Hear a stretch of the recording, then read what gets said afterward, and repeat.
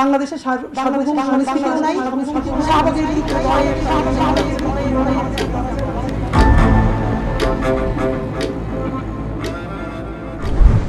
ভারত সরকারের উদ্যোগে পশ্চিমবঙ্গ থেকে গ্রেফতার হাদি হত্যা মামলার 2 অভিযুক্ত।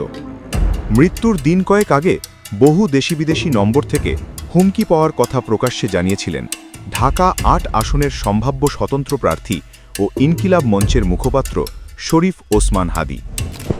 হাদি ও তার সমর্থকরা দীর্ঘদিন ধরে অভিযোগ করেছেন ভারতে অবস্থানকারী কার্যক্রম নিষিদ্ধ আওয়ামী লীগের ঘনিষ্ঠ ব্যক্তিরা তাকে হুমকি দিচ্ছেন।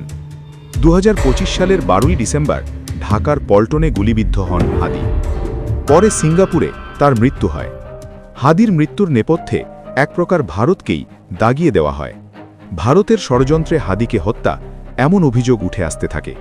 এবার ভারত সরকারের উদ্যোগে পশ্চিমবঙ্গের বনগাঁ সীমান্ত থেকে গ্রেফতার করা হল হাদি হত্যা মামলার 2 অভিযুক্তকে।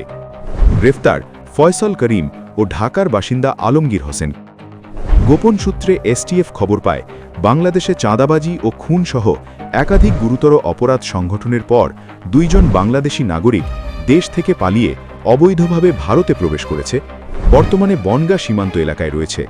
তারা সুযোগ পেলে পুনরায় বাংলাদেশে ফিরে যেতে পারে বলেও তথ্য পায় পুলিশ।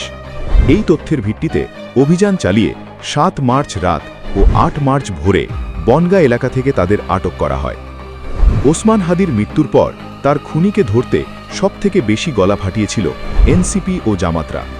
সাদিক কাইয়ুম, হাসনাত আবদুল্লাহ, সার্জিস আলম, নাসির উদ্দিন পাটোয়ারিরা অভিযোগ করেছিলেন ঢাকা 8 আসনের স্বতন্ত্র প্রার্থী ওসমান হাদিকে খুন করিয়েছিল বিএনপির মির্জা আব্বাস। পাল্টা বিএনপির অভিযোগ ছিল ইনকিলাব মঞ্চের আহ্বায়ক শহীদ ওসমান হাদি হত্যাকাণ্ডকে কেন্দ্র করে সংসদ নির্বাচন পেছানোর ষড়যন্ত্র করা হয়েছে। হাদি হত্যার বিচার চেয়ে গলা ফাটালেও অন্তর্বর্তীকালীন সময়ে মূল অভিযুক্তদের কেউ গ্রেফতার হয়নি।